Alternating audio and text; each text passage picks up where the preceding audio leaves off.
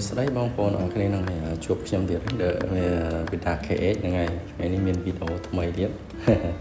និយាយទៅអ្នកបង្កើតមានតែប៉ុណ្្នឹងឯងហ្នឹងហើយបង្កើតធំឃើញបានផលស្អាតប្លែកសប្បាយហ្នឹងហើយសប្បាយពីវាកាត់ stress យើងច្រើនដែរហ្នឹងហើយពេលដែលបានទៅសាទៅយើងអាចលក់ដូរបានដល់លក់ដូរបានដែរហ្នឹងហើយមិនអត់ទេតែគាត់រពលដែរហ្នឹងហើយអានេះជាការទូទៅយើងនិយាយទៅការងារដែលបង្កើតមានតែប៉ុណ្្នឹងឯងយើងដាក់ទឹកធៀបវាបន្តិចទៅព្រោះមកយើងដាក់វាចូលគ្នាទៅហ្នឹងហើយខានញីផ្សេងឈ្មោះផ្សេងសិនទៅវាជួបគ្នាមួយថ្ងៃយើងសិនទៅតម្រាំវាធ្វើពពុះហ្នឹងហើយតែពេលវាធ្វើពពុះហើយយើងអាចនឹងប្រឡេងតែមួយថ្ងៃអីធ្វើពពុះហើយយើងនឹងប្រឡេងញីចេញវិញឲ្យវាគៀបពងហ្នឹងហើយសម្រាប់នេះពពុះធ្វើបានល្អហ្នឹងហើយច្រើនហើយសម្រាប់បញ្ជាក់បងប្អូនទៅគឺញីខ្លះពេលដែលយើងដាក់ឲ្យវាអត់គៀបយើងគួរតែប្រហែលថាវាធ្វើពុះយើងហើយយើងប្រឡែងឲ្យមួយថ្ងៃឡើង2ថ្ងៃអត់គៀបយើងគួរតែដកចោលដកចេញសិនហ្នឹងហើយយើងអាចទៅដូរញីសិនណាហ្នឹងហើយដូរញីសិនញីខ្លះអត់ងាយហ្នឹងហើយអញ្ចឹងយើងដកវាចេញហ្នឹងហើយមានដែរខ្លះវាអត់គៀបយើងដកចេញទៅកុំព្យាយាមដាក់នៅចោលទៀតអត់បានការវាខាតចោលខាតពេលយើងហ្នឹងហើយយើងអាចដូរញីឬក៏យើងថែញីបន្ថែមយ៉ាងណាវាអត់ទាន់ដល់ពេលវាត្រូវតម្លាក់ពងហ្នឹងហើយហើយពងនេះវាអូខេទេហ្នឹងហើយវាបានពងច្រើនហ្នឹងហើយតែសម្រាប់ខ្ញុំបង្កើតមិនជាសម្រុកពងនិងកូនច្រើនในសារទីតាំងយើងអត់សូវមានដែរបងប្អូនហ្នឹងហើយអញ្ចឹងកាលណាទីតាំងយើងអត់មានខ្ញុំមកខ្ញុំបង្កើតដែរហ្នឹងហើយអាចធ្វើ4-500គ្រាប់អីបានហ្នឹងហើយបើសិនជាលើសហ្នឹងទៀតនិយាយទៅយើងថាបានកន្លែងយើងទូចកាលណាទូចពេកវាធ្វើឲ្យកូនត្រីយើងងាប់ហ្នឹងហើយយើងអត់សូវមានពេលថែទៀតវាងាប់អស់ទៅវិញអញ្ចឹងយ៉ាងណាក៏ខ្ញុំអត់យកច្រើនពេកតែម៉មបានហ្នឹងហើយតាមកម្លាំងយើងហ្នឹងហើយយើងលេងបានប៉ុន្មានយើងយកប៉ុណ្ណឹងហ្នឹងហើយចុះទូទៅអានេះយើងពេលដែលវាញាប់គៀបបានពងហើយតែមួយថ្ងៃអីមួយថ្ងៃជាងអីវាអាចនឹងញាប់ហើយហ្នឹងហើយមួយថ្ងៃរៀងឡើងក្បាលខ្មៅក្នុងពងហ្នឹងហើយទៅពេលមួយថ្ងៃឬក៏ចិត្តចូល2ថ្ងៃហ្នឹងគឺញាស់ចេញមកតែវាអត់ទាន់ចេះហាយទឹកហ្នឹងកូនត្រីជាទូទៅចូលញាស់ហើយបានមួយថ្ងៃអីហ្នឹងហើយឡងមួយថ្ងៃទៀតទៅវាចេះហាយទឹកកាលណាចេះហាយទឹកយើងអាចដាក់ចំណីវាខ្លះហ្នឹងហើយដាក់ទៅនេះអាទីមៀយើងភ្ញាស់ហ្នឹងហើយតើមានអាទីមៀបានល្អហ្នឹងហើយបន្ទាប់មកយើងហើយបាន14ថ្ងៃឯង4-5ថ្ងៃខ្ញុំប្រឡែងចូលទៅកន្លែងធំបន្តិចហ្នឹងហើយតែมันធំហ្មងណាក្នុងនេះកន្លែងធ្វើការអញ្ចឹងខ្ញុំក៏ដាក់បានតិចសិនទេព្រោះតិចទៀតពួកនេះខ្ញុំនឹងផ្ទេទៅទៀតតែมันអាចយើងដាក់នៅហ្នឹងឯងបើដាក់នៅក្នុងធុងប៉ុណ្ណឹងធំអត់រួចទេទោះបីធំរួចក៏ងាប់អស់ច្រើនដែរហ្នឹងហើយពីទៀមទាទឹកយើងថែបានល្អយើងប្រកាសថាតើទឹកយើងបានថែបានល្អអត់ហ្នឹងហើយថែបានល្អវាអីព្រោះថែបានល្អវាអត់កើតដែរទេហ្នឹងហើយបើសិនជា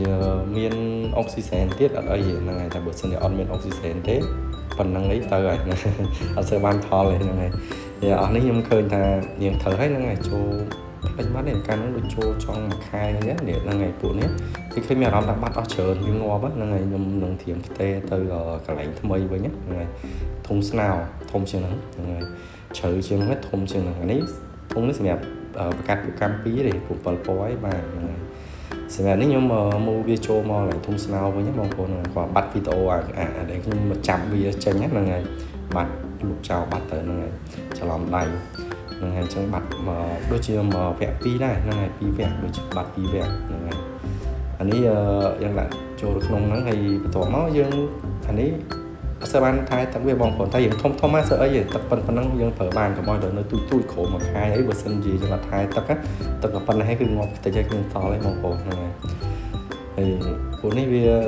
រៀងឃើញត្រូវដែរហ្នឹងហើយអញ្ចឹងកាលណាយើងឃើញយើងត្រូវអត់សូវលូតលឿនយើងដូរទៀតអានេះក៏ខ្ញុំម្លេចដែរកាលណាបើយើងមាន space យើងគួរតែម្លេចវាទៅមកកន្លែងទៀតហ្នឹងហើយម្លេចជា2ធុងស្នោដែរហ្នឹងហើយ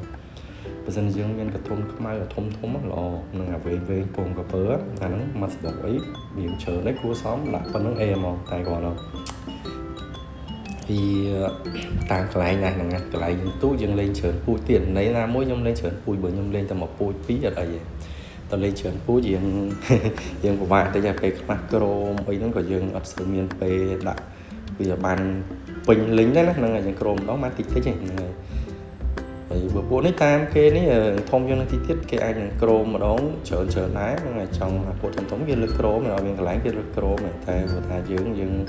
អត់មានដែរយើងប្រឡែងវាប្រហែលជាមួយអាទិត្យចូលជា2អាទិត្យទៅទៀតបានហើយ2ទៅ3អាទិត្យទៀតយើងចាប់វាក្រមលេងណាដែរ